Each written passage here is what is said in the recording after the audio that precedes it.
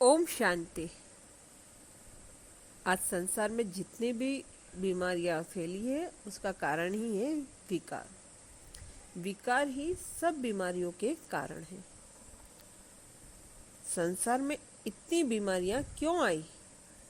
क्योंकि मनुष्य ने भ्रष्ट कर्म किए हैं।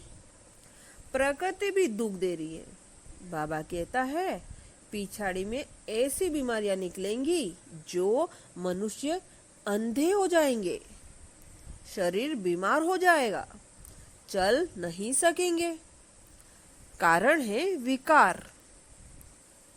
मनुष्य जब विकारी बनता है उसका असर प्रगति पर भी बहुत पड़ता है, क्योंकि हमारे संकल्प वायुमंडल में घूमते हैं। इतना टाइम विकारी होकर रहने के कारण हमने सारी प्रकृति को दूषित कर दिया है। अब भी इतना हम योग करेंगे, अब भी जितना हम योग करेंगे श्रेष्ठ संकल्प जाएंगे। प्रकृति में हम शुद्ध संकल्प करते हैं कि प्रकृति भी शुद्ध होवे। प्रकृति से हमारा प्यार है। हम संकल्प करते हैं कि आत्माएं शुद्ध हो और प्रकृति भी शुद्ध हो। अगर इस योग से हमारे किए हुए पाप दग्ध नहीं हुए रह गए तो अंत में हमारे ऊपर भी विकार चढ़ाई करेंगे।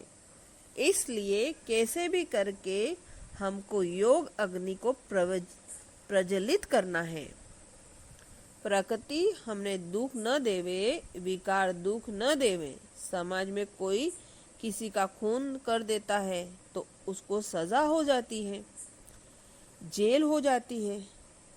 मनुष्य प्रकृति को बिगाड़ रहा है तो प्रकृति की तरफ से अर्थक्वेक हो जाता है, बाढ़ आ जाती है, चारों तरफ आग लग जाती है। किसी को क्रोध आ जाता है तो वो चुप खड़ा रहता है। क्या उसमें बदले की भावना जागृत होती है ना? विकार का फोर्स आ जाता है तो दुश्मन को मार डालता है। ऐसे प्रकृति भी पिछाड़ी से सारी दूषित हो जाती है तो अपना विकराल रूप दिखाती है।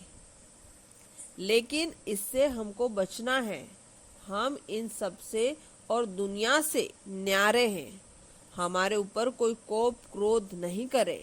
विकार रूपी असुर हमारे पीछे न पड़े। विकारियों को हमारा शरीर दिखाई न पड़े। जब हमारे में अशरीर अवस्था में अंतर्मुखता की गुफा में रहने का अभ्यास रहेगा तो न हमको शरीर दिखाई पड़ेगा और न दूसरों को हमारा शरीर दिखाई पड़ेगा। वे हमारे चारों तरफ लाइट ही लाइट देखेंगे। ओम शांति।